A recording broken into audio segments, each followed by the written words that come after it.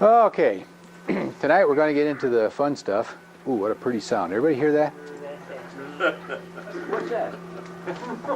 You'll grow to love that brap. Ooh, heaven.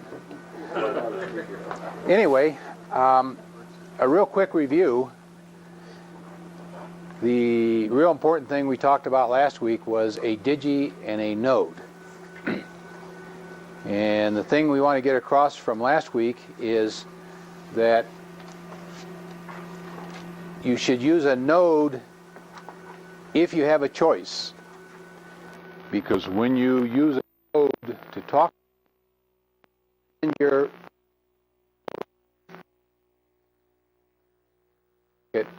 and you're done. Now it's the node's responsibility to get it down the chain, and he will work at it till he makes it. Okay? So if you've got your station, several nodes, we've got a couple chairs up front here. Oh my God, I Go send that to you now? No, you don't. You can leave.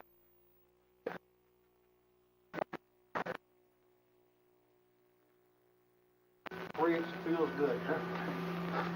Anyway, the point is, kind of startled. I saw a screen over there, and I was wondering how it was tied into this system. The point is that if you're setting up a channel,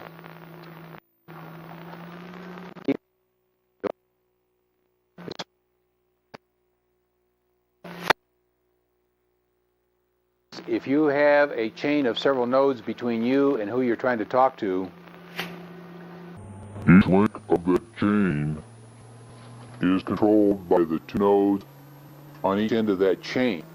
You know, the chain is only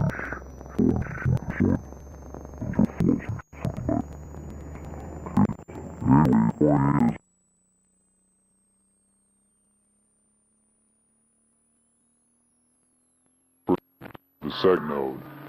if there's a problem in that link, he'll work at it, he'll get it there. And then once it gets to the second node, it's the second node's responsibility to get it to the third node, etc.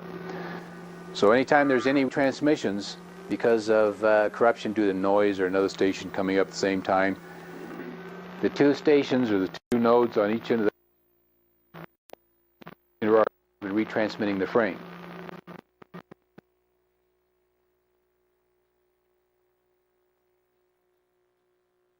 The packet error free just sends it on. He doesn't. So now you've got all kinds of weak links in your chain, and if any one of those links goes down, you got to start all over again. So the efficiency is very bad, the throughput is very bad, it just doesn't work very well. So never use a digi unless you have no choice. The other thing to remember is everybody's TNC can be used as a digi. So that's great if you're in an area where you can't radiate a strong signal due to being in a condo, can't have outdoor antennas, can't run a lot of power, whatever. As long as you can get to somebody, you can digi through them to get to a node, to get to the world. So there's a lot of power here. It's great to use other people's fabulous stations if you're in a position not to have one.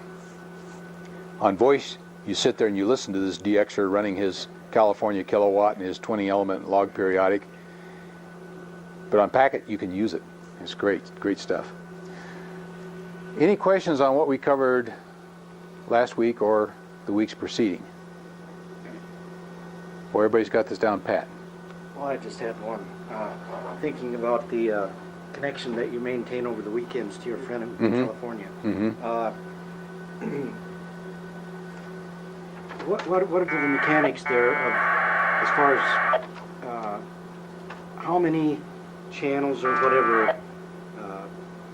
You're not tying up the nodes so nobody else can use it, are you? No. Going to another separate location? Yeah, what I do, the question is, how do I set up my my links on the weekends to California? As I mentioned in one of the earlier classes, Saturday morning I set up a link to several friends in California. Some are on 2 meters, one's on 20 meters. And I leave all these virtual channels up all weekend. I type stuff to them.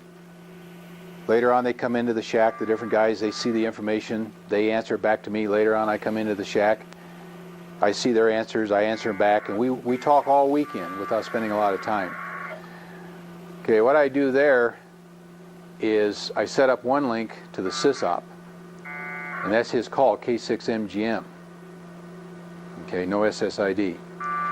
And then, if I connect to the node, and we're going to get more into this a little later on, if I connect to the node and then tell the node on 20 meters to connect to somebody in 2 meters, okay? If I don't do anything after 15 minutes, I will get disconnected. The nodes are set up, the default, and some sysops change these, but the default is if you connect to a node, tell the node to connect to somebody else, and then you don't type something for 15 minutes, it will disconnect you to free up the node for somebody else, which is the way it should be. Now, we talked about last week how TNCs will sit there every 5 minutes unless you change the default. They'll ask the other end, are you there? And the other end will say, yeah, I'm here. They'll say, okay, the link's up. Okay? That doesn't count. The node says that's not information. Okay? So the fact that you got a node on 2 meters in California going through the node onto 20 to me and saying, are you there? And I'm saying, yes, I'm there. That doesn't reset that timer, the inactivity timer. So what I do there is called cross-band digying. So in other words, I type C space W6EMC, which is a friend of mine, space via space K6MGM-2, and I'm going to show you this in a bit. What I'm doing is I'm setting up that node now to act as a crossband digi. Okay, crossband digis work fairly well as opposed to what you might call monoband digis, like you're on 2 meters and you digi through somebody on the same frequency. So what I'm doing here, my throughput is not quite as good, but I'm not tying up that node. Anytime I type something, if that node hears it on 20 meters in California, he repeats it on 2 meters, but he doesn't care if the other end got it. If the other end gets it, then he sends an ACK back, and then it comes back to me. See, so I'm not tying up that node. It's still available, because you know your nodes can only support so many people that connect to it and then tell the node to connect to somebody else, because it requires buffer. Remember, on VHF, you're 1200 baud, on HF, you're 300. So if I were to connect to the node in California, I would do it at 300, and I'd type, how are you doing? And it would go out on 2 meters at 1200. The guy on 2 meters would answer me at 1200, but it's got to buffer it because it can only get it to me at 300. So it requires buffer in a crossband node, like a cam, like this thing, for each connection. So you can only have so many connections because you only have so much memory. See? So to avoid tying up this piece of equipment, I use it as a crossband digi. We're going to get into this a little later on. When do you want to use a crossband digi as opposed to a node? And that's one of the reasons you do it right there. Connections in between nodes, then don't dump every 15 minutes. So If I do it on a crossband digi basis, no, because I'm not tying up anything. now this is your last link in the chain that you're doing that with, or Well, see, I'm on 20 meters, and you go straight out. and I go straight out there on 20. See? If you want to go through a bunch of them, then you've got to use the node function. Because you can't, if you start digging through them, your throughput's going to go down, your retransmission rate's going to go up, and you're going to tie up the frequency, and people are going to get upset with you. Okay, so you don't use digis unless you have to. What's the maximum number of connects that a node can take from different systems trying to connect? It depends on how the sysop sets them up. TX is set for maximum, and what is that list, 5 or 6? 5. 5, okay, it's 5. About DEN? DEN, that's NetROM, and I really don't know. See, unfortunately, everything I know about NetROM and the net, I've learned by playing with the things, because I've never seen the documentation, but it'll handle a lot. But how much, I really don't know. Really don't know. In regards to 15-minute disconnect, you said if you're not typing, if you're receiving something from a bulletin board that's 20 minutes, will it disconnect as long as there's activity between the two? Well, when you connect to a node and tell the node to connect like to a BBS, and we'll demo a BBS here maybe tonight, as long as there's iframes going in either direction, that resets the timer. It doesn't make any difference which direction. Tied up to something else. So if you're trying to keep a node up, just hitting a carriage return is an iframe, and that'll keep it up. That's kind of cheating. I mean, there's no sense holding up a node if you're not using it, because other people get it busy when they try. But if you're downloading. Yeah, if you're downloading it. Yeah, once an iframe comes in from either direction, the inactivity timer is reset. He doesn't care which end of the link is sending information, because he knows there's a lot of cases where one end is going to type just one or two things, and all the information for the next 2 hours is going to be coming from the other end. So all he cares about that is one of you is sending something. If you're not sending something, then he's going to dump you so that somebody else can use the node. Any other questions? Okay, we're going to talk first about NetROM, which is basically the same as DNet. Now here, we had the monitor function on a little earlier. UI. Anybody remember what UI stands for? Unnumbered information frame. In other words, KQ0J-2 is sending out an ID. Since we're on a cam that says that this is on our VHF port, that's what the -V is. It's a UI, and it sent out this ID. VNet, which is the type of firmware it is using, is plus 2.08, that's the firmware version. The alias is DEN. I can connect to KQ0J-2, or I can connect to his alias, which is DEN. Here's the Denver Radio Club. W0TX sent out an ID, again on the voice channel, say unnumbered information. It says W0TX, which is R means it's the call letters. If we want to digi through it, the alias is DRC for Denver Radio Club. So I could say connect to K6MGM space via DRC, and anytime the station hears that frame, it will digi it. It will repeat it. It doesn't care whether it got there or not. It's just going to send it out. W0TX-3 is the gate.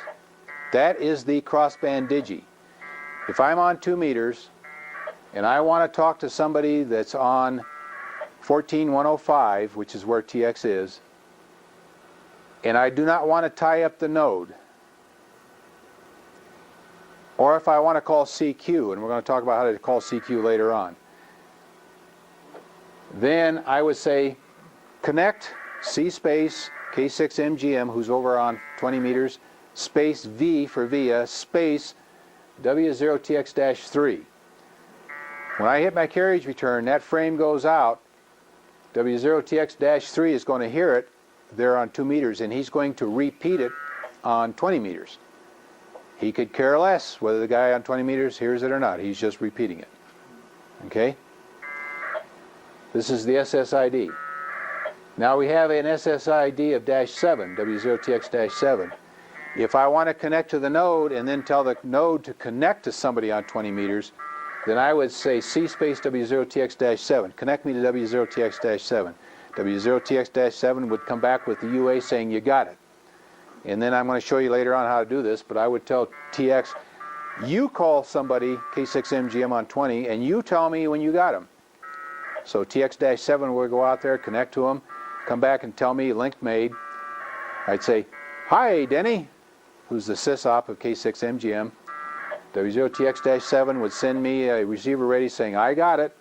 My STA light would go out my TNC because my packet has been acknowledged. Now it's sitting here in TX, and it's his job on 20 meters to get it out. Okay? And he may have to try 3 or 4 times down there, but at least I am not tying up 20 or 2 meters trying to get it out, which I would be if I was over here. Because here, it would go to TX-3, TX-3 would send it out, and if there had to be a noise burst in case K6MGM didn't get it, I'd sit there, my retry would increment by 1, my frac timer would finally time out and say, well, I guess he didn't get it because he didn't answer, so I'll send it again. Okay, so I go in here on 3, out on, go in here on 2 meters, go out on 20. Okay, so I'm tying up 2 meters, trying to get it out on 20 meters. You see the difference? That's when you call Any them. hands? That's when you call them on the telephone to see if you got it. Right. If you had a You hand betcha. in the air, yeah. I don't know what we do. A hand, okay. The /G and the /M then are how you determine whether that particular derived channel is a digipeater or... Right. The /G says this is a gate, which means that it's a crossband digi. It's a gateway. I'm going to send it in there and it's just going to repeat it. Just repeat it. It doesn't care whether it got there or not. /N is a node. You're going to connect to the node, tell the node to do the work for you. B is BBS. In other words, if I want to connect to the BBS and leave a message or read messages, and we're going to demo this later on, then I would connect to this. Okay? So then the various ways of addressing W0TX are just simply listed there as a menu. Right. Most cams, that's a cam now, will ID this way. This allows me to digi on the same frequency I'm on, the D. So I would say C space somebody via DRC, and when my packet goes out or my frame goes out, he repeats it on the same frequency. The gate says whatever I get, I'm going to repeat on a different frequency. Okay, so this is a crossband digi, same band digi. That's the mailbox, that's the node. So these cams, which are two TNCs in one box on two different frequencies and hooked together, are much more sophisticated than the VNet nodes or the NetROM nodes. They're kind of synonymous. They're two different. They're firmware written by two different outfits, but basically the same function. And they're single band things. So we're going to start with these guys first. Bill, W0TX/R then is the same band digi. Is that slash? Well, yeah, you could go ahead and digi through this if you want, a repeater. This is the call and this is the alias. Either one of them will digi on the same frequency that you're on. DRC/and the radio club/D is the alias. Right? Just DRC. So what's the /D? That tells you that this is a digi. Okay. The /G says this is a gateway, which is a crossband digi. The /N says this is a node. And the /B says this is a bulletin board, BBS bulletin board. And you said B was the voice channel? Well, this is the monitor mode. Don't get into that right now, because when we demo this thing, we're going to show it to you. In this area right here, I had the monitor on the cam to see who was on the frequency. And if there was a /V that says I heard it on 2 meters, if there was a /H, I heard it on HF. The cam is two TNCs in one. So disregard this right now until we get into the cam, and then this will make more sense. This is getting deeper. We got to start with the simpler stuff and go into it. Les? Well, we understand that correctly. You use DRC, but you don't use anything after the slant. The slant is just information to you Right. that you do not type in in order to use it. Right. I just had the monitor on when we first turned it on. It was on from last week. See, because I turned it off here. So I just kind of want to point some of the stuff out. LJF, W0LJF-4 sent out an ID, and it was heard on the VHF channel on this thing. It's a UI, it's a VNet, so it tells us it's VNet software or firmware as opposed to NetROM. They all work the same. What version? And it's ARA4. This node is on Conifer Mountain. This node is out on about 120th, somewhere out there. Okay, so we'll get into a lot of this stuff. A little later on, after we play with the nodes and everything, then we'll play with the TNC and show you what all this means. But let's connect to Denver, DEN, and play with it a little bit. So I'll say C space DEN. I've told my TNC, send out a connect request.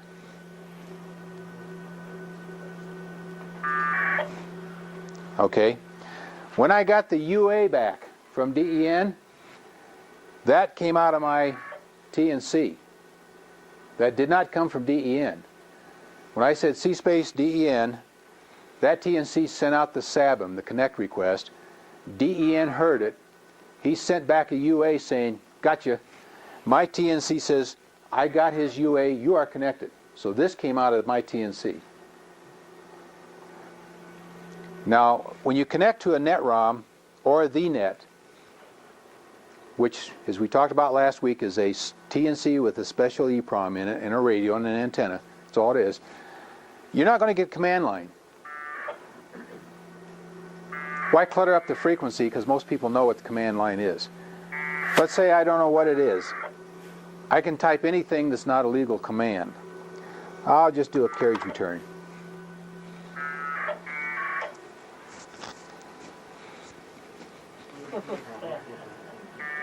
Call him on the phone, Bill. Because I've called him on the phone and say, what's wrong? Hello? Don't you hate it when you demo something and it never works? Okay. DEN, the alias, KQ0J-2, the call, because KQ0J has his call on several nodes on 2 meters and 450, so he's got different SSIDs. The SSID here is 2. Here's my commands. I got buy, connect, CQ, herd, info, nodes, routes, users. See? And this is kind of neat. Why, every time somebody connects to one of these things, why broadcast the command line? Because most people know what it is. Why clutter the frequency? Okay. Now, the herd is a nice command. Now, before I get into that, let's do an info. Because the info is kind of important. I type I. You don't have to type the entire word, just type the first letter of it. Okay, DEN is KQ0J-2, Thornton, Colorado, 14501, traffic node, sponsored by Ceres Copa. What's Ceres Copa? Ceres... State ARES. Pardon me? The state ARES. Is that what it is? And COPA is the new organization that's Colorado Packet Association. that's formed by people interested in furthering the system and this sort of thing. Now, a lot of times the I command will, it'll tell you a lot of things like, where is it? Who can it get you to? There's all kinds of neat information they can put in here. Okay? So if you connect a node, you're not sure where it is or what it is, the I command is kind of neat. Let's say I want to find somebody to talk to. Now, some of the earlier versions of NetROM don't have the herd command. Okay? This is a fairly new command, but it's neat. Crude, but it's neat. Let's do a herd. I'm asking the node, well, who are you hearing out there in radio land? KE0QA-1, which happens to be us. Since Joe isn't here, we could send 4-letter word. We could re-get him in trouble. KC0RL-15. Aha, we say this guy is coming through a node somewhere. In other words, he's somewhere in radio land, and he connected to a node, and then he told that node to do something, and DEN heard that node, because see the 15 behind his call? Remember, when I connect to a node, normally, when the node sends my call out, it puts a -15 behind it, so that my TNC doesn't get confused by thinking that's me. The next node, let's say KC0RL-15 connected to another node, and that node sent something out, that node would have a -14 behind it, so the first node wouldn't get confused because he knows the -15. The SSID. KD0EH, WG0N, WG0N-10. This 10 happens to be a node that we have sitting down at the Museum of Natural History. Hey, Bill, I'd like to move if you could tilt up the head on the projector, then A little more? the head wouldn't be in the way. And Might- if we get the picture a little higher, yeah. Is my fat head getting in the way there? If you had a glass head, why wouldn't it be quite so much a problem? Are you saying if I let it go in this ear, it'd come out this ear and wouldn't block anything? Well, that's the way we look at it. Yeah, keep me out of the, I get carried away. Keep me out of the screen so you can see this thing. I forget. I was enjoying your hand pictures on the screen. Yeah. If the TV camera wasn't going, I would give you a picture. You already did. Very simple picture that everybody in the world understands. I think in Italy it's something like that. Anyway, this list is a little crude in the sense that when this node hears somebody, it puts it into the list. And it keeps it there for 15 minutes. And at the end of 15 minutes, if it doesn't hear that same call, it takes it out of the list. So this guy may have signed off 2 minutes after the node heard him. Okay? So it's not real dynamic. Position means nothing. The fact that this guy's at the end of the list and this guy's at the beginning of the list has no bearing on when the node heard him.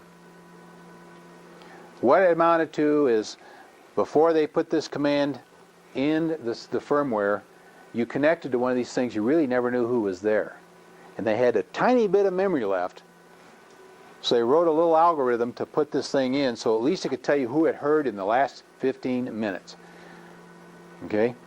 Crude, but it is nice, because you go across country on HF, connect to one of these things, say, who have you heard? You try to connect to this guy, and it says, failure. You try this guy, and you get him.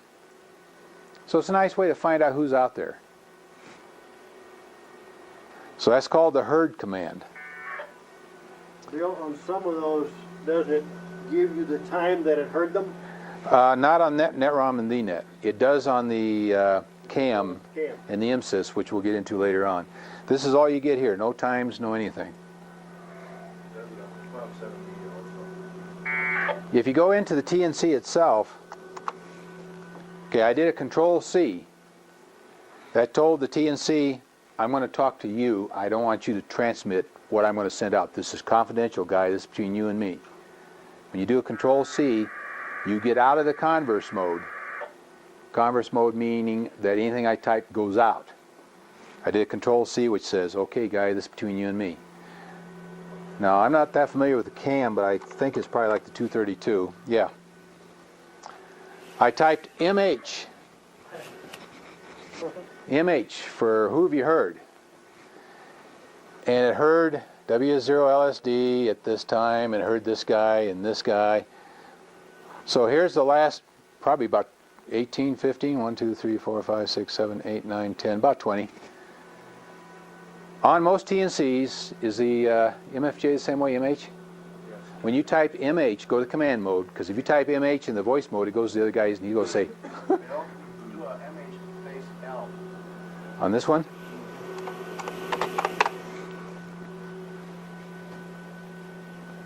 Ah. This is just like the regular nodes. Okay, this is even better. What this says is, this brings out something I'll point out right now. It says that this guy, KF0OU, was on the voice channel. See, we don't have HF here, so we don't have any H's. And he was talking to DEN at this time and date via W0TX-7. Ding ding, tilt tilt tilt, this guy is using -7 as a digi. Bad show. Bad show. Now, so in other words, he said C space for connect, DEN space V for via space W0TX-7, which means now W0TX-7 is just sending frames from him to him via here, and of course TX could care less whether they get there or not. Now, you'll notice the asterisks here, and we're getting ahead of ourselves, but since we're here, see the asterisks? Up here we have no asterisks, which means that KC0CZ, oh yeah, you remember last week when KC0CZ connected to us? Remember that? When we talked about how we showed a connect request on the screen and we sent him a busy message? Well, that happens to be the connect. It's still in the memory. See, we heard him connecting to us. Here, when you have the asterisks, that means we did not hear this guy with the asterisk on the right, but we heard TX repeating his packet to DEN. If we'd have heard this guy, there would have been no asterisks. We would have heard this guy going via TX to DEN. But when the asterisks show up on a cam, then you heard the guy that has the asterisk on the left. You did not hear the guy that had it on the right. Here's somebody talking to DENBox. Here's W0TX sent out an ID. Here's W0LJF, W0LJF sent out an ID. Both of those are the ones you saw earlier on the other screen. So if you do an MH, in this case long means not only tell me who you heard, but tell me who he was talking to. That's a neat feature of the cam. The 232 doesn't have it. Does the MFJ have that? Probably not. About the PK88. Probably not. It's very similar to 232. The 232 just says who you heard and when. Question? You can do an L long on there too. Yeah, let me get into that. We're getting way ahead of where I want to be right now.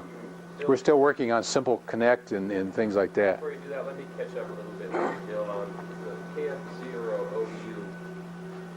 Okay. You say he did, I know you shouldn't be using W0TX-7 as a digi.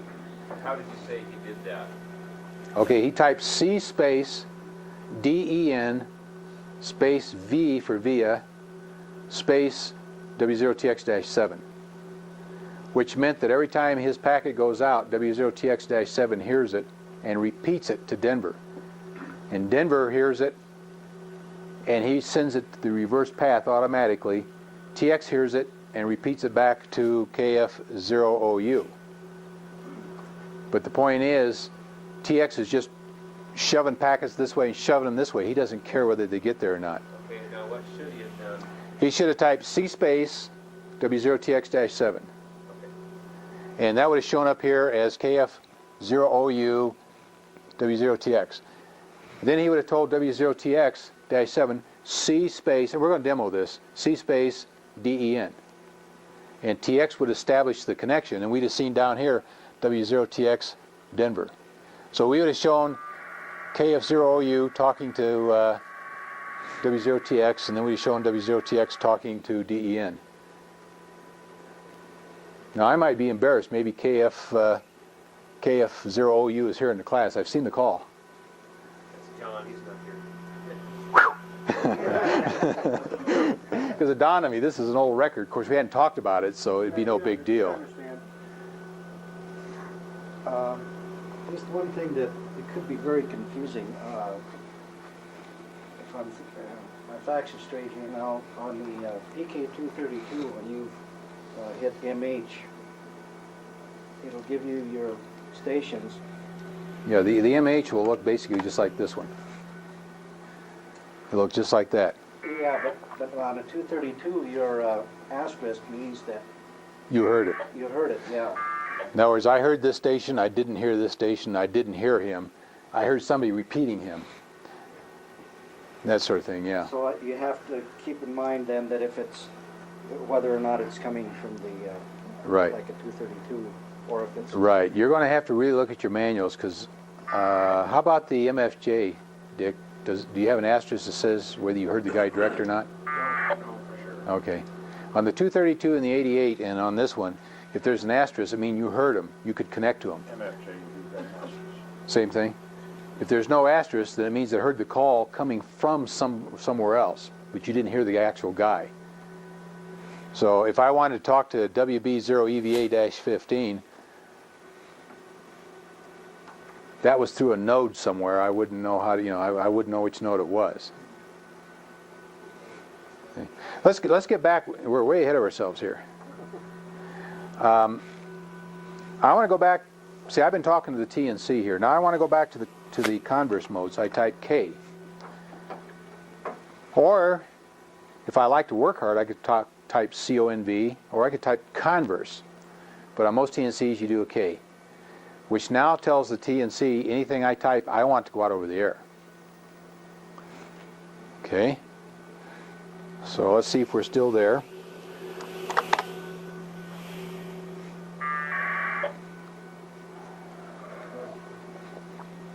Okay, let's take a look at the users command. User says who is using the node, not the frequency. The H command is who's using the frequency that I can hear. The users is who's using me as a node. Let's see if anybody's there. Aha, things are quiet tonight. Remember, I connected to DEN. So it's an uplink, because I set up the link. Nobody's using DEN tonight. Now let's say, this would be a good time to use the telephone to call somebody to have them do something on Packet. Probably call Dave. I'll connect to COS. Dave. Well, COS is pretty slow. Let me disconnect. When I want to disconnect, remember when I said connect, I was in the command mode? If I type the disconnect command right now, it's just going to go out on the air, unless I type by. In this case, I could type by, which would tell the node to send me the disconnect, and I would send the UA. If I go to the command mode and do a D, then I'm going to send the disconnect, and the node's going to send me a UA back. So you can disconnect either way. So in this case, I'm going to go back, Control C, put me to the command mode, which says I want to talk to TNC, and I want to disconnect. Okay? So I sent the disconnect, DEN sent the UA back, and my TNC said, I got the UA, you're disconnected. That came from my TNC. Now let's try AR. I don't know if we can connect to ARA4. Aha. Let's see if there's users on that one. Things are quiet. You're all in here tonight. Nobody's using the network. Well, let's try COS. COS hears the world, and it's very slow because it hears the world. That's Pikes Peak. I have a question. Users just tells you all the people who are using that node? Yeah, remember we talked about uplinks, downlinks, and then people coming through who are circuits. Right. So, And I was hoping to show you some of the things that show up. If not, we'll have to show a slide, because I want to show you all the different things that show up on this so you know what they are. Say, Bill, to disconnect, if you're in the command mode and you type D, will you still be able to disconnect that? If I type D or V? D, bravo. In other words, you're saying by in command. Oh, no. Okay, that won't do it. No, because see, if I'm in the command mode and I type B, the TNC is going to say B is beacon, you're beaconing. See, it doesn't recognize that as a disconnect mode. It recognizes the D. Well, circuit, ARA4. So here we are, coming in on a circuit from ARA4 to W0LJF-4. Or LJF4, that's part of ARA4, I'll get that right. What this is saying is we have a circuit coming in from KE0QA who came to this node and then set up a circuit to this node. See, it doesn't show that we went anywhere else.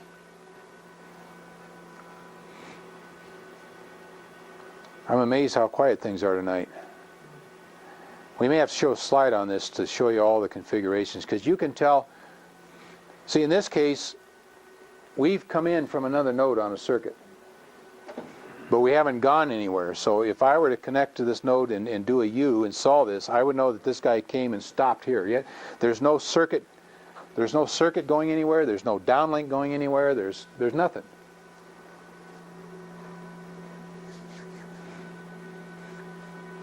Let's do an eye on this, just to show you some of the different eyes.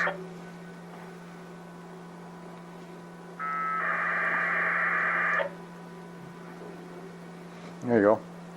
What this is telling us is you can go to DEN, Boulder, Haswell, Colorado. That's Raton Pass in New Mexico. That's Lamar. That's Fort Collins, and SLV is San Luis Valley. There you go. So that gave me an idea who I could talk to. How about connecting to Salt Lake? Oh yeah, you can do that. We're going to get into that later on. Okay, command mode and disconnect. Okay, let's go back to Denver again. Okay. Did you have retained the connection to Denver but disconnected from COS? No. That's the disadvantage of NetROM and DNet. If I use those nodes to set up a link to somewhere, and then any link in that entire chain goes down for whatever reason, the whole thing's gone. On CAMs, it's a totally different story, and we're going to get into that, how you can set up links and then disconnect the guy at the far end and keep everything else up. Okay, that's the disadvantage of these. If any one link goes down, that's it, like a deck of cards. And the IDs of what are the numbers in parentheses at the end of the ID lines? 629, 681. Oh, Is that just a what this is, number? see, this is version 1.0 of NetROM. I know that this doesn't have that herd command. That number change, that's how much memory is available for that particular time. You won't care about that. I'm not sure why they do that. Okay, we'll get our command line back, hopefully.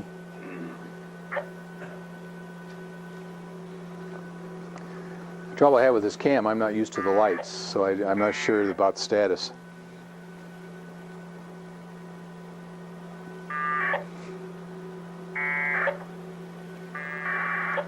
There we go. Okay, so the user's command again tells you who is uplink to the node, downlink from the node, who's calling CQ from the node, and we'll show you that in a bit, who's coming through the node to a downlink, or who's coming up on an uplink and out on a circuit, or who's coming through on a circuit and going out on a circuit. Okay? So you can see who's on the node, and sometimes it's kind of fun if you see anybody on an uplink or a downlink, you know that they're within range of the node because they set up the link or the link was set up to them. So you can go ahead and tell the node to connect to them. Okay? That's one way to find somebody to talk to. If you see a circuit, remember the circuit we had in Colorado Springs that said that was from ARA4? You would tell the node, well, okay, connect to the node on the circuit, and then you would do a users. And you see, well, now the circuit goes to Cheyenne, so you connect to Cheyenne, then you see a downlink at Cheyenne, then you connect to the guy. So you can go track people down and connect to them if you want. That's kind of fun to do.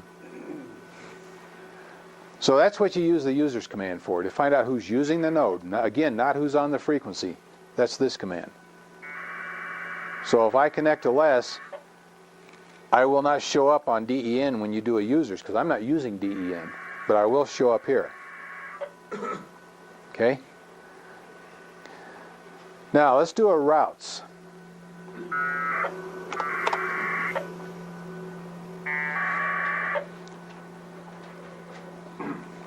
What this tells you is what nodes can DEN talk to directly? What routes go out of his location? Okay, who can he talk to directly as far as other nodes go? Now, unfortunately, a little politics here, NetROMs and DNets do not recognize K nodes, MSys nodes, the English nodes, all the other type of nodes out there. They locked in the software where they only tell you what other NetROM/DNet nodes they heard. So you see the W0TX is not on here. WG0N that we use to talk to the tanker is not on here. These are only nodes of the same family. The other nodes, the K nodes, the English nodes, the MSys nodes, they tell you all the different nodes they hear. Okay? So you're kind of restricted when you do this routes thing.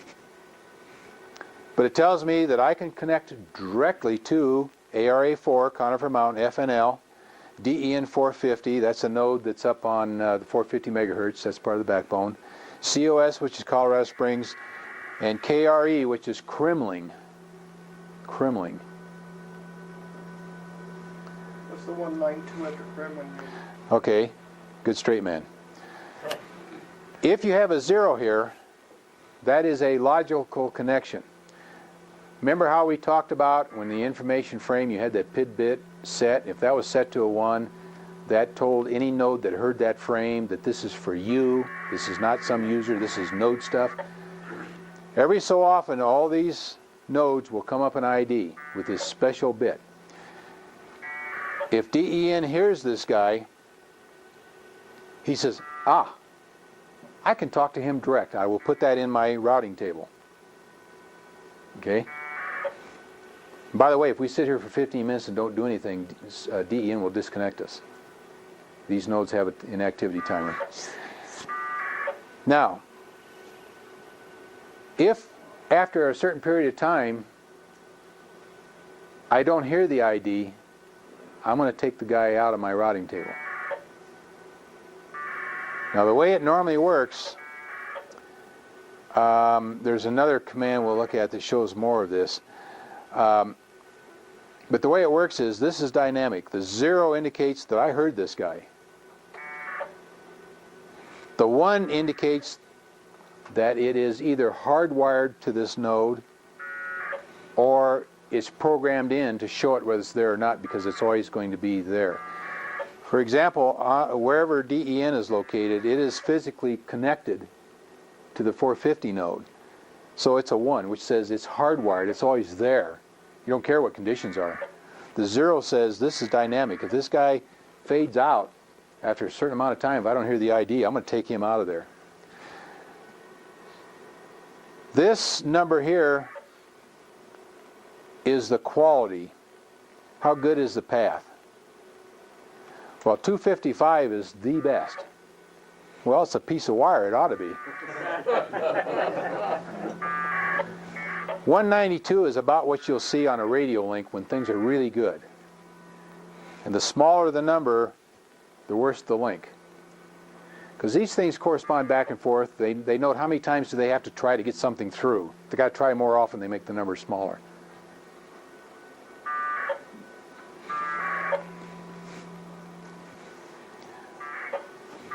This number here, don't pay attention to, because that depends on how the sysop sets it up. It's really meaningless for you.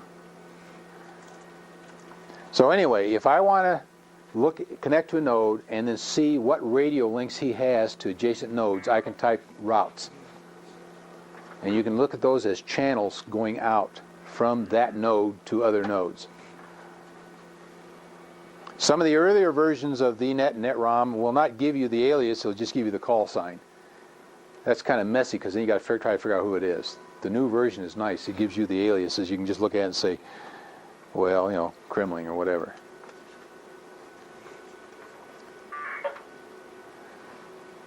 Okay. Sometimes on that same list there'll be a right caret or greater than symbol in front of the over. Yes, sometimes you will see, like I say, the net is really quiet. What's on TV tonight? I would think the Broncos are playing as quiet as the net is. A lot of times, and thanks for bringing this up, a lot of times you'll see a little caret. What that tells you is somebody is on that link from DEN to ARA4. Okay, that says the link is busy, and if you do a U, you can find out who's on there. Now a lot of times you'll see people, you'll see a little caret here and a little caret here, and you'll do a users and it only shows you. The reason for that is when people disconnect, these nodes are doing a lot of things, and the lowest priority, or one of the lower priorities, is disconnecting the link. So a lot of times you might have somebody coming in here on an uplink to ARA4 and they're crossing to Denver. And he's disconnected, but DEN is busy and he hasn't had time to remove all this disconnect information out. So the fact that you see a caret here doesn't necessarily mean you're going to show somebody on the node. Okay? I've seen those little carets stay on there for 10 or 15 minutes after the guy's already gone away. Because that's not real important stuff. You know, everything's got priorities in software. Going back to that thing you said about NetROM, with this ARC command, NetROM and VNet not recognizing certain types of routes, does that work the other way too? You understand my question? In other words, well, this is should I put it? What, this is a not CAM type routing, this is a DNet type. Right. This, when you ask a DNet or a NetROM who they can talk to, they can only talk to other DNets or other NetROMs. We talked, and this is very important, you know, we talked about adaptive routing and things like that, where I can connect to Denver and say, connect me to Salt Lake, and they'll figure out how to get it there. But they're all talking this high-level, level 3 protocol that you will hear on your TNC but not decode unless you got a problem. See, List decodes everything that's on the channel, and even noise. So he watches all this stuff. But the point is, these nodes talk at a very high level to each other, where the CAMs and the MSys and these other category of nodes cannot talk at that high a level. So they're not as efficient. Okay? And since these TNCs, or these nodes, talk to each other at a high level, they update each other and they derive how am I going to get somebody to somewhere. On the CAMs and the level 2 stuff, you have to tell it how to get you there. It doesn't know that. So that's part of the reason. If these things could actually talk that high level. So if you're just talking at the CAM level, so to speak. If you're talking to the CAM level, it will not show up here. Routes. No. All right. No. No, the CAMs cannot do that. All the CAMs can tell you is who they can hear. See? Now they can talk. I can tell DEN to connect to a K node. I can tell it to connect to anybody. It does it at a level 2, a lower level. So they can all talk, but as far as this automatic stuff, since it's done at level 3, only people that can talk at a level 3. If you have somebody that's running what's called TCP/IP or a high level of MSys that emulates this, then he will show up here because he is in actual fact a node. But a regular TNC can't do it. Okay, any questions on that? Yeah, well, just kind of recap here what you were saying about the routing and all this sort of stuff. Okay, it's only the VNet and the NetROM that you can get the routes, the routing information. Is that correct? As a general rule, there are levels of MSys that will do it, Okay. but they're running a higher level of software to allow them to emulate this stuff and to talk to this stuff. But then when you, even if you've got VNet or NetROM and you ask it the routes, it's only going to tell you about the other VNet/NetROM. NetROMs, right. It's not going to tell you about Right. any CAMs. Right. Okay. And on 145.01, we have what you might call a US-wide network, okay, made up of these things. 145.01, that's kind of it's kind of like 146.52, the nationwide simplex channel. All these things reside on this frequency. You'll find them elsewhere, but the 145.01 is the basic NetROM frequency. And we have TX up there, we have WG0N up there, to allow people to come in from different parts of the world, cross over to 145.01, and then take the NetROM system and through automatic routing go to Albuquerque or go up to Cheyenne or wherever. See? So that is a network.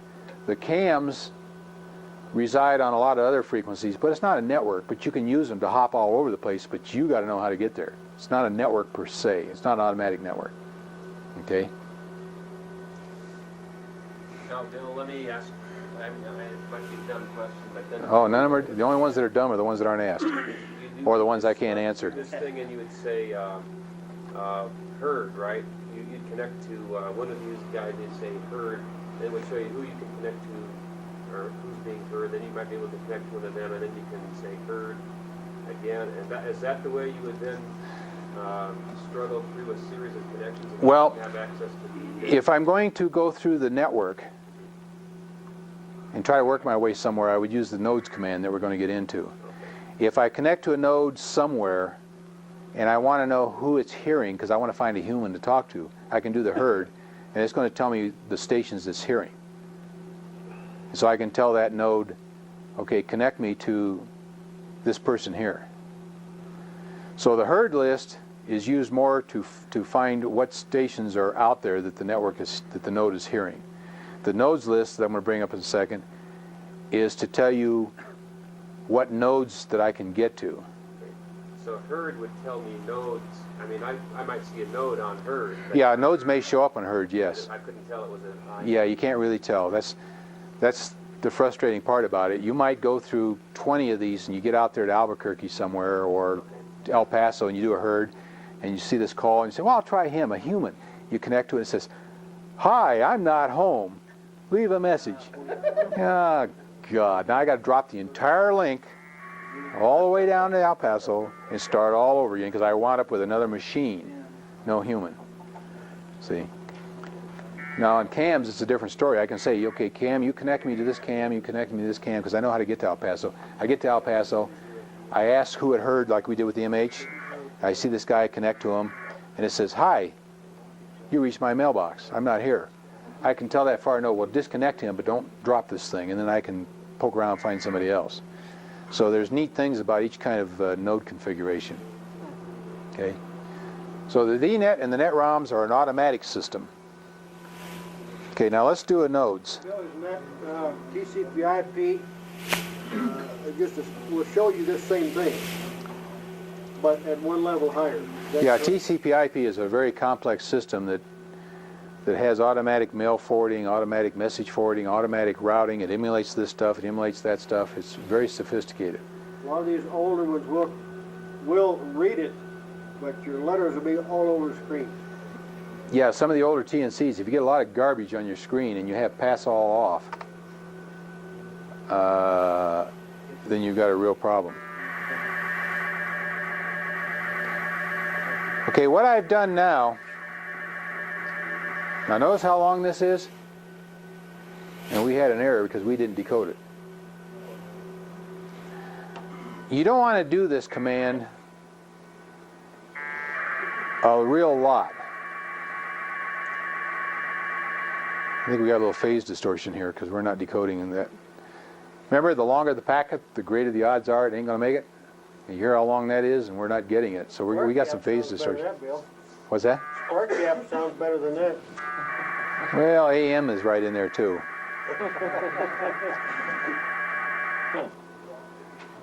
See, we're having trouble decoding that. I might mention here, you're seeing the classic example where he's 40 over S9 and we're not decoding it. You know, when you look at a TV picture, you see the picture and then you see an image of the picture, a ghost. Well, that kills Packet. Packet cannot handle multipath and phase distortion.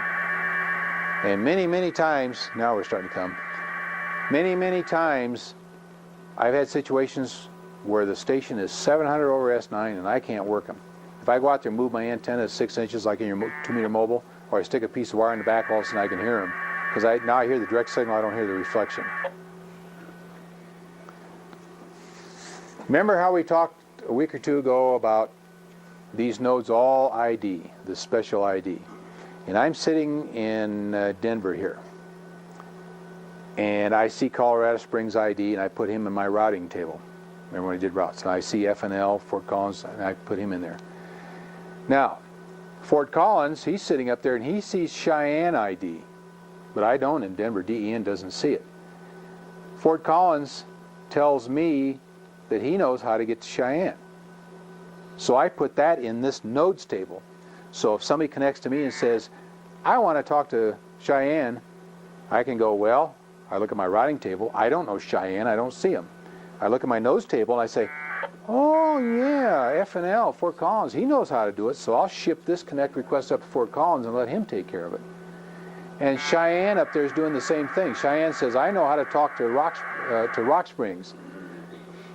So that's passed down here to Denver. So Denver says, oh, somebody wants to get to Rock Springs, Wyoming, I know how to do it. I ship it up to FNL and let him worry about it.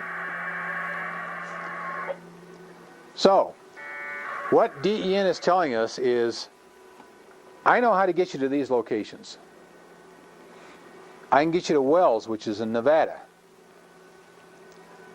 I think that's in Wyoming, LAM. LU3, LU3. Where am I looking for LU3? Down, right there. The Lord knows he could be coming in through Gateway.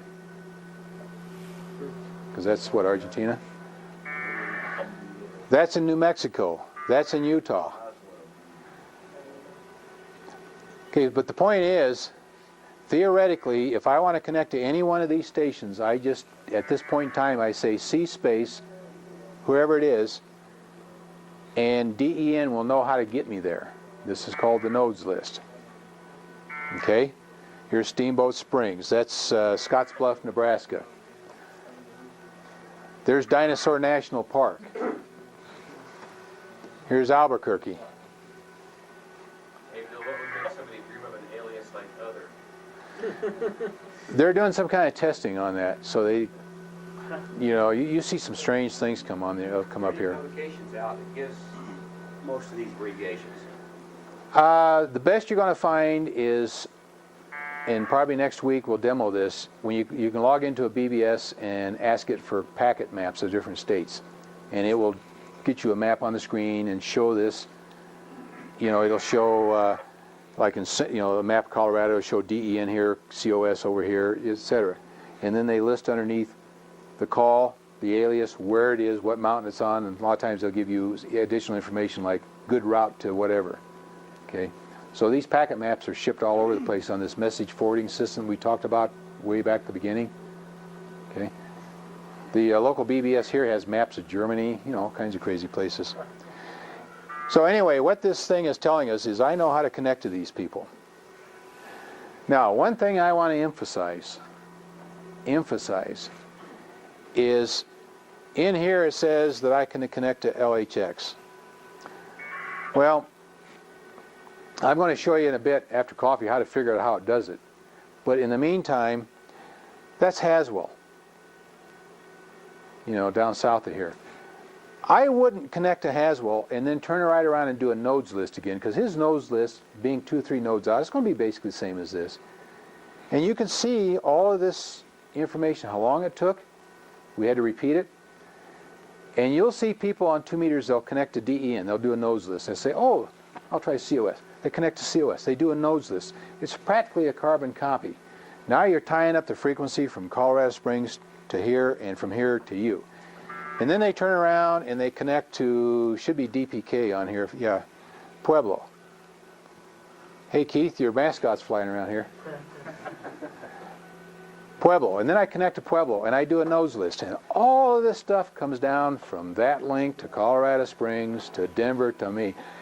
You get a couple of guys going a node out at a time and doing a nodes list, and they can just kill a frequency. You don't want to do that. What you want to do is, if you're working your way across country, I'm going to show you how to do this, you know, get out there a ways, like 6 or 7 nodes out, and then do another nodes list, and you'll see like LA and, you know, and Seattle, and then you can do a routing that I'm going to tell you about to get up there. Okay. Because this kind of stuff just ties up the frequency. There are some nights when you can't hardly get through and you turn your monitor on and you see 3 guys downloading nodes list, nodes list, nodes list. And it kills the frequency. So use this command with discretion. And anytime you do a nodes list and you're working your way through the network, as I'm going to show you to do later on, get out there 5 or 6 nodes before you do another one. Because, yeah, when you get out there 5 or 6 nodes away, it's going to start changing on you. But keep in mind, your node knows who the nodes on either side of it can talk to, and it knows who they can talk to. Okay, so if you go 3 nodes out and do a nodes list, you're going to basically get the same thing you got here. Because that node 3 nodes out is knowing who you can talk to and who the intermediate node can talk to. So it's the same stuff you've already got. Okay, so don't clobber the frequency doing nodes lists like crazy, because it goes on all the time and it kills us. Are all of these nodes on QOJ VHF? In this case, yes. Yeah, this is, we're on the 2 meter system right now. Can there be cross-banding on Yes, this may have been where this came through. You know, because a guy can set up a NetROM on HF and have it uplink its information through a gateway like TX to DEN, and that's done every once in a while. Another question: if I wanted to connect to Wells, can I command to connect to WA9 Right. W-1? You can connect to the alias or you can connect to the call. Either one. Now, let me mention this and then we'll take a coffee break. Right now, DEN tells me he can connect me to Wells. Well, different sysops set up the nodes in a different manner. And my experience has been that if I want to connect to wells, I probably won't make it if I tell DEN to do it. If I know how DEN does it, then I can tell DEN, hey, go out about 3 nodes, 3 nodes out, connect to that node. And then when I get a link made, then I can tell that node, go out another 3 nodes and connect to that node. And then once I get connected to that node now, which was 6 out, I tell that node, connect to Salt Lake or to Wells in this case. Okay? So what I'm going to show you after coffee is how to determine how does he get to Wells so that I can node hop. I can go every 3rd or 4th node out and set up the links. It's some kind of a weakness in the software. He says I can do it, and we'll see if he can. I doubt it, but oops. See, I just told Denver, connect me to Wells. Maybe he'll do it, maybe he won't. I happen to know how you get there. So what I would do if I were really trying to do this from home, I would tell DEN connect to Grand Junction. I would tell Grand Junction to connect to Snow, which is that big mountain outside of Salt Lake City. And then I would tell Snow to connect to Wells. And that'll usually go through. So we'll see if this makes a liar out of me while we go to coffee. We'll let us sit here and see what happens. Okay? Up on us.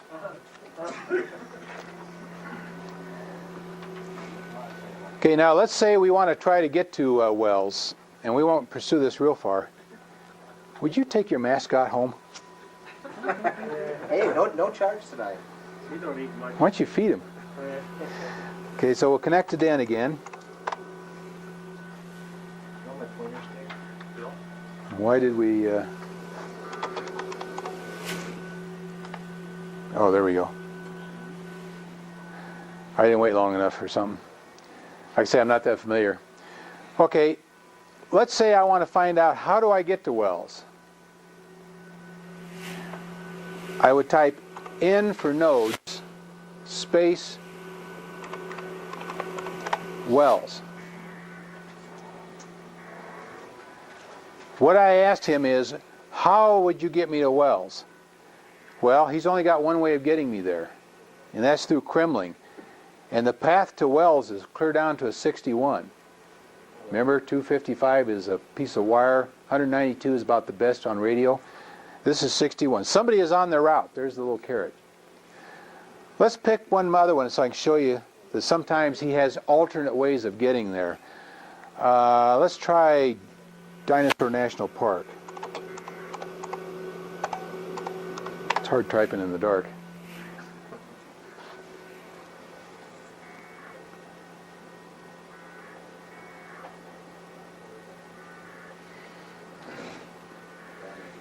I don't know if the volume is critical on this thing or not.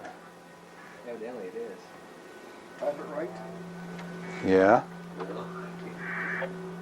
There we go. Oh, one way to get there. Why is that Kremlinometer 100 and something now, when it was 161? Because I'm only going as far as Dinosaur National Park, which is here in Colorado, right at the border of Utah. Wells is almost to California. So it's further, so therefore I got more links, more radio. The path is worse. The more nodes you have and the longer the path, the worse the conditions. This is a lot closer, Dinosaur National Park. Well, let's see. Let's try Albuquerque. Okay, what was that? ABQ he had on there?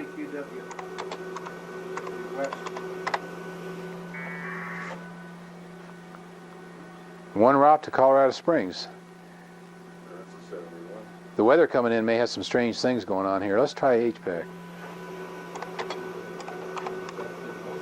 HPA RC? HPA. High Plains Amateur Radio. Oh, is that what that? Where is that? Sterling. Sterling. Sterling. Sterling, okay. It's really interesting. When the weather gets bad, you can see things really happen in the network. Weather definitely affects us. You got to be careful when you type the name in here, because if you mistype it and it's not on this table, he'll give you the whole table over again because he doesn't know who you're talking to or about. So be very careful. Hey, Bill, There we go. the idea that it'll continue printing out or showing the nodes. What happens when it shows all of them? How do you know when it shows you all the nodes that are connected? Well, they're alphabetically arranged, see, and when you get down to the V and W's and then nothing happens, you can pretty well be assured you're at the end of the line. No, I mean the nodes that are connecting you to HPARC. Uh-huh. Right now it's showing us 2. Is that all the ones it takes to get to HPARC? No, what he's saying is, if you tell me to connect to HPRC, I'm going to try to go to COS first because he has the best path to Sterling. If it fails, then I will try this, ARA4, because ARA4 somehow knows how to get there. See? So when all these nodes tell each other who they know how to get to, they also pass on the quality information. And here, HPARC stand for? High Plains Amateur Radio Club. Amateur Radio Club. So here's a case where, remember we talked about, remember that we had that little diagram where we had 3 nodes set up there and we had the little packets flying around showing time division multiplexing, and we talked about alternate routes and direct routes. Well, that's what happens here. If I tell DEN to connect to HPARC, he will go to COS first and tell COS to do it. If COS comes back later on and says, I can't do it, you know, like we got up here with, right here, he will then try ARA4. And then let's say it makes it. You will not know how it got there. If I wind up telling Denver to connect to HPARC and then I get a failure with HPARC, HPARC, I will know that he tried both of these routes. If I get a connected to, I have no idea which way it went. There are ways to do that, but I'm not going to get into that right now. Are you getting only an answer to HPARC? Right. You got only the first leg then. If there were more, Right. you don't know what they are from that. Right. Let's do that. I'll say, well, I wonder how COS does it.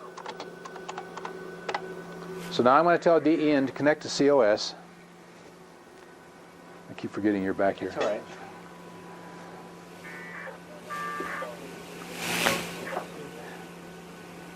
What I'm doing in this case now is I'm going to go to COS and ask it how it does it, so that I know how he tries to do it, and later on I can tell him to do it. In other words, when I try to connect to Wells, your mascot sure likes to be the center of attention up there. Report your freight rating, he's afraid of you. First fly to operate Packet. Want to take him home and train him less? Have him walk on the keys? Get some right. Lindbergh had one with him, and brought good luck. But anyway, the point is, let's say normally I tell DEN to connect to HPARC, like we did with Wells, and it doesn't make it. If I know the route, how they normally try it, I could say connect to Denver. When I got Denver, I'd say connect to the COS. When I get COS, I tell COS to connect to however he gets there. So I can actually set up the link. Why is that better than letting them do, is it not the same? Nobody can explain it to me. Theoretically, Denver says he knows how to get to Wells, but I have found that if any node knows how to get beyond 3 nodes, he'll never make it if you tell him to do it. But if you set up the link by hopping every 3rd node, you can get it through. Nobody can explain it to me. Now COS is showing us, okay, this says, now if you'll notice, when we said here, how do you get to HPRC? He says via COS and the path is 144. Then I connected to the COS and I said, how do you get there? And he says, well, I can go here, and I got a 192 because the path from COS to here, which I think is, yeah, it is much better. But if I have to go to ARA4, it's back down to 144. Or I can go via AA0L-1, and I have no idea who that is, but obviously that's going to one or two other nodes because it's got a quality of 108. Bill, Yes. above when you're trying to connect to wells or gas or Uh-huh. it's going to Kremling, is that its first contact, Yeah. correct? When I told DEN to connect to Wells, the first thing he did is he went to Kremling and says, I want to go to Wells. Kremling says, okay, I have to send you to Glenwood Springs. I happen to know the route. So he goes to Glenwood Springs. Glenwood Springs says, oh, you want Wells? That's Grand Junction. So he goes to Grand Junction. Okay? Do you So- see that? No. That's all transparent to you, the user. That's why we're doing this, to figure out what they're doing so that we can make them do it. But you know that he initially is going to go to Kremling? Yeah, because we asked it. If I tell you to connect to Wells, how are you going to do it? He said, I'm going to go to Kremling. If I tell you, Denver, to connect to Dinah, how are you going to do it? I'm going to go to Kremling and then tell him to talk to the next guy. I only know that Kremling knows how to get me there. But above there, when Route 2 Wells, it puts Kremling at 61, doesn't it list how Kremling's going to get there? No. No, when I did the nodes, it just told us First node? that I know, theoretically, I know that I can get you to these different nodes because the nodes around me have told me they know how to get me to these nodes. See, one of the things that kills you is how the sysop set up some of these nodes. Some of these nodes you connect to, it will give you 4 screens of data telling you can talk to anybody in the world you want. What's taking to connect so long now on this? Could be a bad path, could be a fade. See, there's another number in here. There, we made it. See, now normally I would have connected to DEN and said C space HPARC, and he would have done all this. He would have said, well, okay, I'll try this path first. So he would have connected to COS and told COS, get me to Kremling, get me to HPRC. COS would have done it direct. If for some reason this path had faded out, then COS would have tried this. Next thing we know, we'd have got this. We had no idea how he got us there. Question? What is the advantage or the difference in covering this? Some brain cells die here in the last few minutes. Yeah, it's easy to do in this Okay, mode. you've gone node to HPARC. What happens if you go roots to HPARC? Does that tell you the same one? No, roots just tell you, when I connect to a node and I say roots, it's going to tell me who it can talk to directly, who it has heard. So you can't do a roots to HPARC? No, roots just says what radio channels do you have available to you? Who can you hear and who can hear you? And that's it. Whereas nodes is routing information. In other words, I beacon to COS that I know how to get to Wells. Okay? Because KRE has told me he knows how to get to Wells. So I tell Colorado Springs, I know how to get to Wells. I go to KRE. Okay? So then if somebody connects to COS and does the nodes, it's going to say Wells. If you tell COS to connect you to Wells, COS is going to come to Denver and say, well, Den, you know how to do it. Do it. Den will go to KRE and say, okay, guy, you told me you knew how to do it. And KRE is going to say, well, Grand Junction told me he could, so I'll tell Grand Junction to do it. See? So that's how the nodes list works. And if one of these nodes dies, after a certain period of time goes along and there's no route list passed on, no ID, then it'll come off the nodes list. See? So routes is, who can I hear and talk to directly? Nodes is, can I get you somewhere? Either directly or because somebody told me they can. Okay? How current is that node? So it's 10, 15 minutes? Depends on how the sysop set them up. The way it normally works is you have a number on some of these nodes. You have a number here. If it's a 6, that says I heard him within 15 minutes. If it's a 5, it's within a half hour. 4, it's within 45 minutes. But again, the sysop can change that. So you really never know what it's telling you. Bill, once you hook up to Colorado Springs, can you type routes there to here with Colorado Springs? Yeah, any of the commands we're doing locally, you can do at any node. See? So we could do oops. Didn't I do it? they hear him when we can't hear his voice? Pardon me? How can Kremling hear Packet when they can't hear voice? I mean, we can't talk simplex, but Well, we could. that is pretty incredible. This summer I drove from from Steamboat past Kremling to here. It was the first time I'd been up there, and I couldn't believe it when I saw where it was.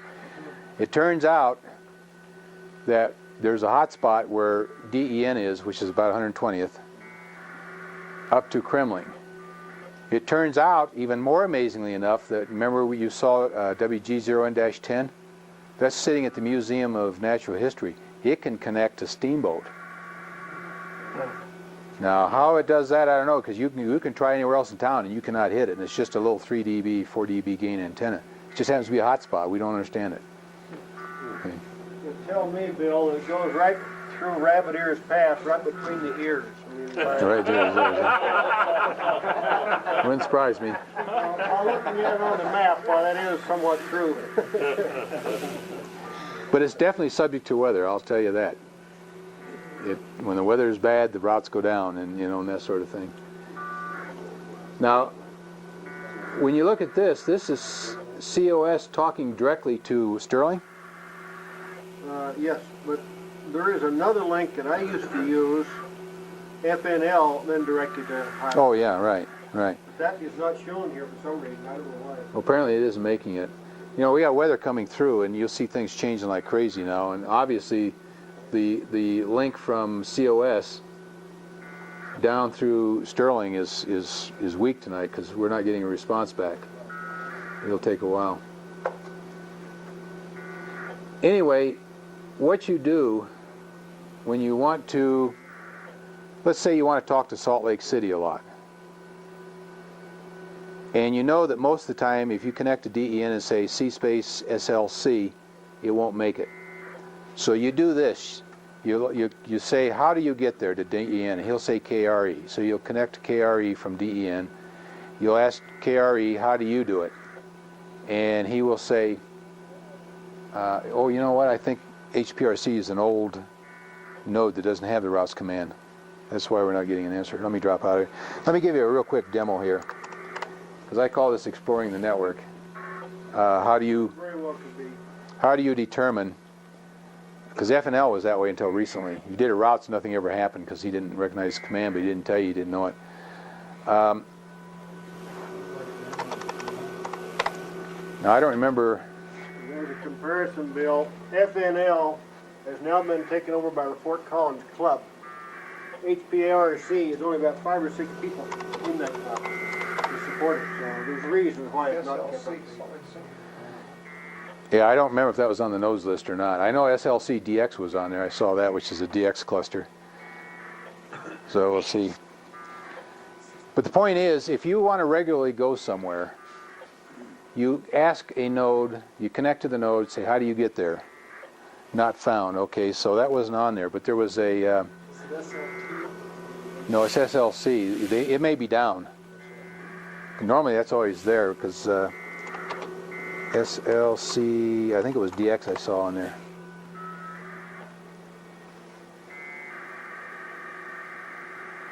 But normally what you do is you ask a node, connect a node, and say, how do you get to where I want to go? And it says KRE. So you connect KRE, and you say, in space, where you want to go. And you work your way through the network and figure out the routing table. So the next time, see, he says KRE. Boy, the path is very bad. The weather must be getting bad up there. It's usually nowhere near that low. Snow affected? Oh yeah, temperature inversion, snow. The reason snow affects it is the snow blows on the antenna and creates snow static. What's the lowest usable number? Is 62 a usable number? Most of the time it is. But that's a very low number from here to Kremling, so it may not go. But see, the point is now, once I connect to Kremling, I'd say in space SLC DX, and it would tell me GWS, which is Glenwood Springs. So I would say C space GWS, it would connect me to Glenwood Springs. I'd say, okay, in space SLC DX. He would tell me Grand Junction. I would connect to Grand Junction, and I would get there. And then I'd make a note. of that route. So the next time I want to get Salt Lake City, I'd connect to DEN, and then I'd say C-space, maybe Glenwood Springs. I'd jump 2 nodes. When I hit Glenwood Springs, I'd say C-space, maybe Dinah. Okay, so you tell a node to connect to about the second or third node down, and then tell it to do that, and you'll get there. Like I say, nobody's been able to explain to me why a node can tell you it can get you there, but it won't. You know, when you go beyond 3 or 4, but you can force a connection. That number there, that 62, that's the entire path, though, isn't it, to Salt No. Lake DX? Or is that Oh yeah, that's the path to Salt Lake's DX, right. okay. Right, I'm sorry about that. If I'd have said in space KRE, the number would have been a lot higher, Yeah, okay. like we had before. I got off sidetracked. I'm glad you caught me on that. What's the one in the 0 again, Bill? Okay, the 1, remember I talked about that this can be a 6, which says that it heard that station with the special ID within 15 minutes. If it's a 2, it was within a half hour, 15-minute increments. This says it's been quite a while. That doesn't mean the path necessarily went away. It could have been that when the ID came up, there was somebody else came up and clobbered, and he just didn't hear it. So it's a very rough estimate. And the 0 again means it's radio as opposed to hardwired. But a lot of times when the weather's coming in, the path to KRE just quits. How about via satellite? Even though packet by way of satellite? Oh yeah. Well, that's like today. I wanted to go to Illinois, so I took 18 megahertz out to California, and then I took several lengths on 2 meters and 6 meters, and got to Southern California, and then I picked up a satellite and went to Illinois, and then connected to a conference bridge in Illinois, which is where I was trying to get, because I couldn't get there direct. Bill, what speed do you, on your modem, do you run at satellites? I heard it was a lot slower. Is that so? Oh no, satellites run like 56 kilobits, but you're only running your normal speed. In other words, you got this one link. This guy yesterday told me on commercial they run up to 1 meg, and then... Well, commercial's totally different. and One, on the satellites, he says it slows you down. no. Most satellites have a basic rate of 1.544 megabits, and then they got a whole bunch of those channels, and everybody's mixed in on them. Same with the ham stuff. So I'm not sure what he was talking about. I have no idea what this satellite is. All I know is there's several satellites around. We stand to have some satellite links coming out of Colorado Springs very shortly. Compliments of one of the high-tech companies down there. And we're really looking forward to it, because I think we're going to have here in Colorado Springs shortly what I was getting to in Illinois. There's a worldwide conference bridge. And you can sit there and say, well, we finally made it.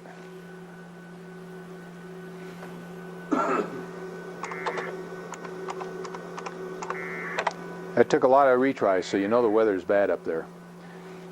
But anyway, this worldwide conference bridge, you connect to it and you can talk to somebody in Australia, New Zealand, or whatever via satellite links. And it looks like we're going to get one of these nodes out of Colorado Springs, which would be neat. Okay. Notice that this node is much closer to Salt Lake City than this node. So our quality is getting better as we get closer. What he's telling us, from this guy, which happens to be Steamboat Springs, the quality to Salt Lake City is an 82. From this node, which is Denver, to Salt Lake City, it's only 62. See how that works? So now I could say, okay, C-space. See, this is the old style. It didn't give me the alias like Denver. Remember when I connected to Denver and I went nodes, it said ARA, gave me the aliases. So now I could connect to this guy, which happens to be Steamboat Springs, N0 LEU-1. And then when I connect to him, I could do in-space SLC-DX and say, how do you get me there? You see how we're doing this? We're asking each node as we connect to it, how would you get me there? What's the next node that you would ask to get me there? Who told you that you could get me there? And then I would connect to that node and say, okay, how do you get me there? Now, Bill, so that doesn't matter if you're dealing with CAM type operations. This is strictly NetROM and VNet. Okay? We're still on NetROM and DNet. Pardon me? We're still dealing with the NetROM and Yeah, DNet. Right? we're only talking about NetROM and DNet because they are the only ones that have routing, automatic routing. See, when you get into K-nodes and MSys and some of the other packages that are out there, they are strictly at a level 2.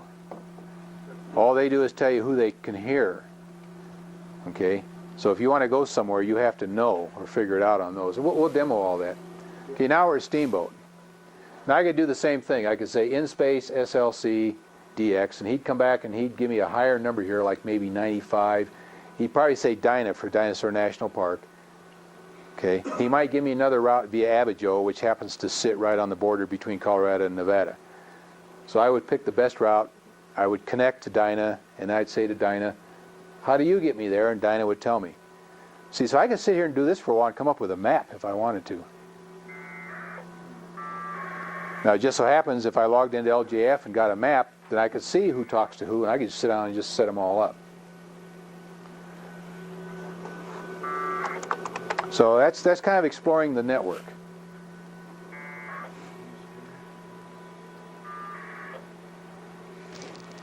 Okay, now. If you were lazy and had a lot of time to spend, could you just command it to connect to Salt Lake City DX and eventually that would have happened? No. Remember we did to Wells? Yeah, you got to hop about every third node or so. Because remember we tried to talk to Wells and it didn't make it? It's nobody can explain it to me.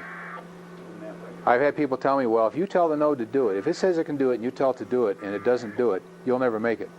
And I counter that with, well, why can I go to San Jose, California when Denver doesn't even know where it exists?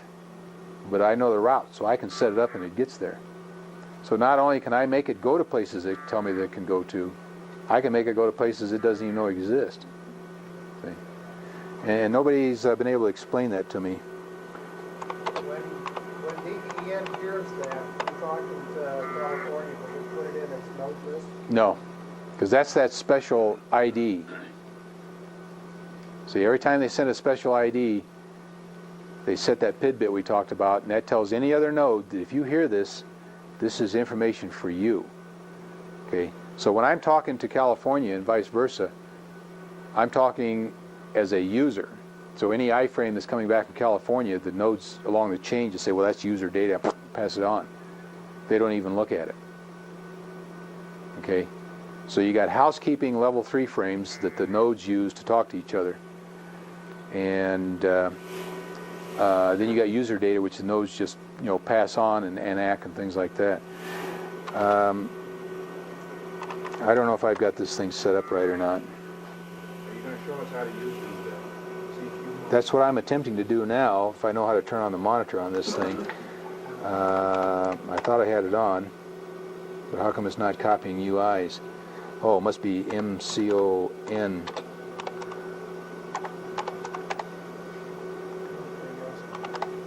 See if this does. Oops.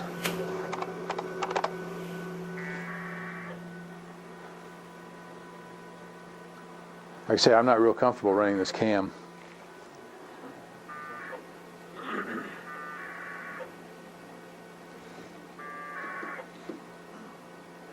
Hey, there's our friend TX.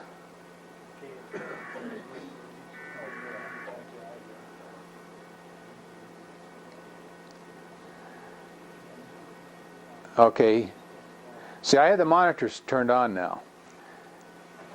So I sent an iframe saying, give me information. We saw TXID.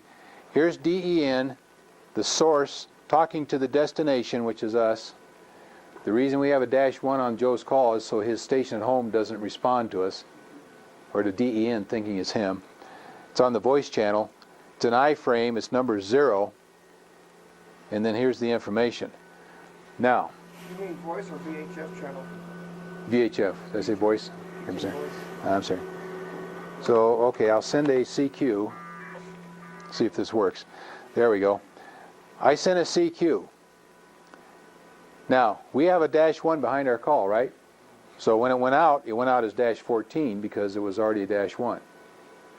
In other words, If there's no SSID behind your call, he'll put a minus 15. If there's an SSID, well, then he'll subtract it.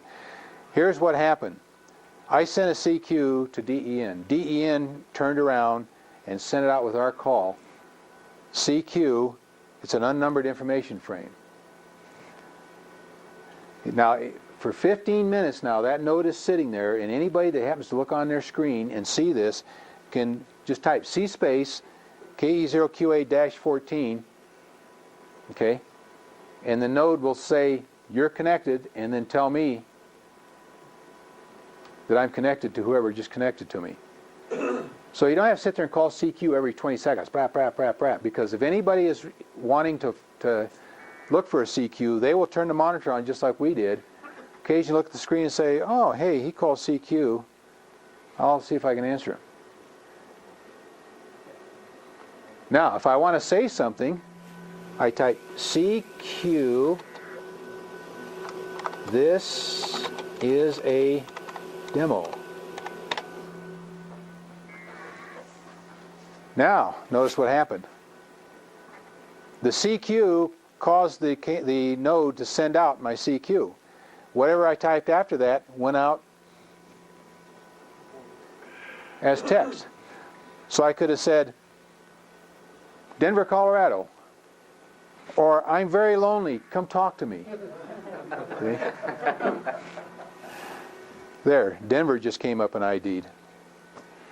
Hey Bill, before it scrolls up too much higher, at W0TX, I don't think we had before where it said DRC box/Baker. What's that?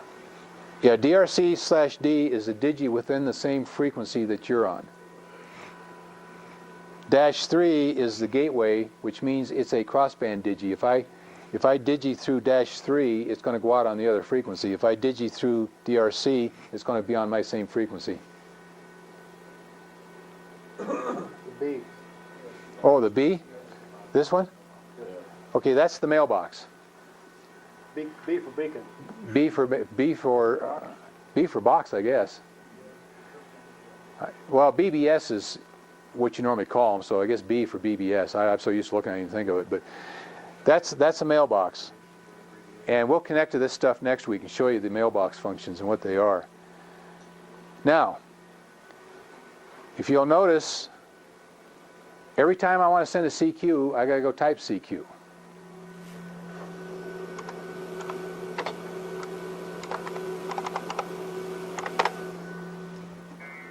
And one CQ will go out with the text.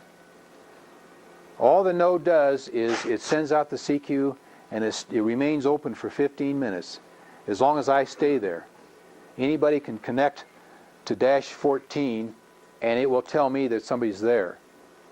And then I can type to them, okay? How do they see that message?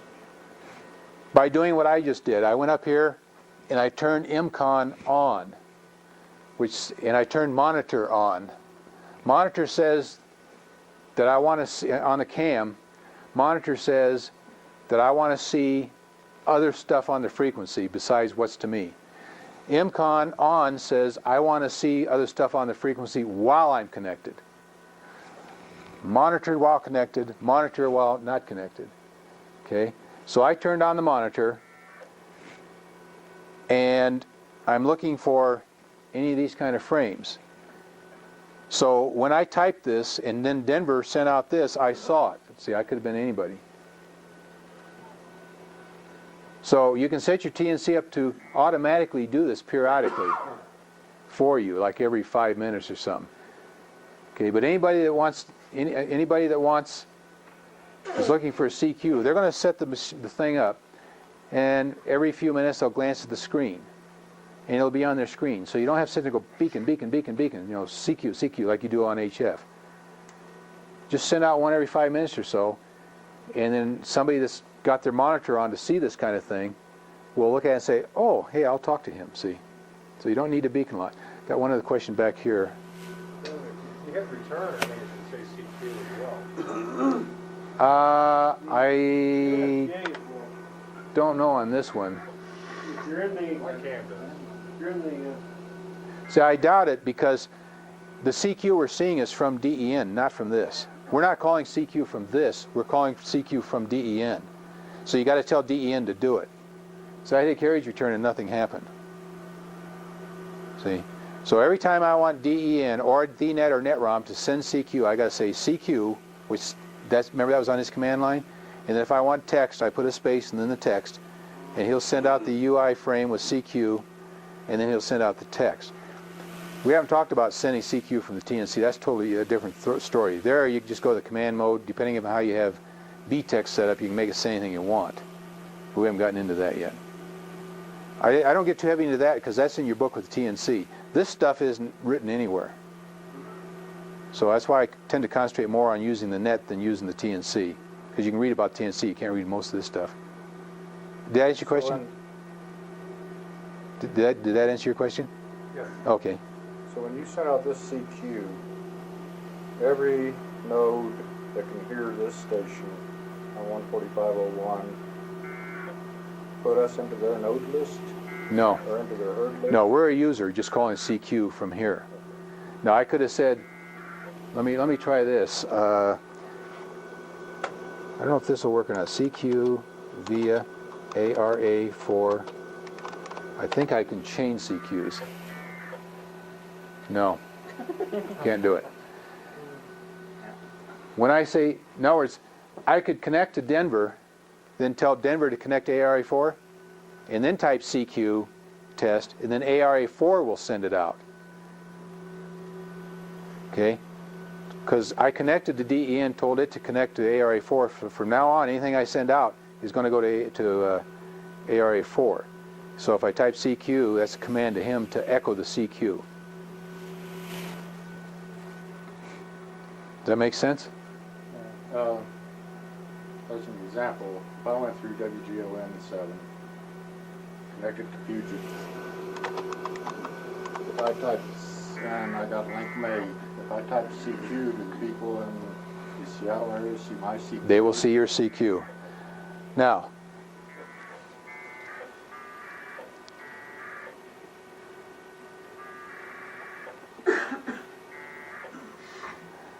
ARA and DEN aren't hearing each other very well. I said C space ARA4. I told Denver to connect to ARA4. He sent out a connect request. There, we made it.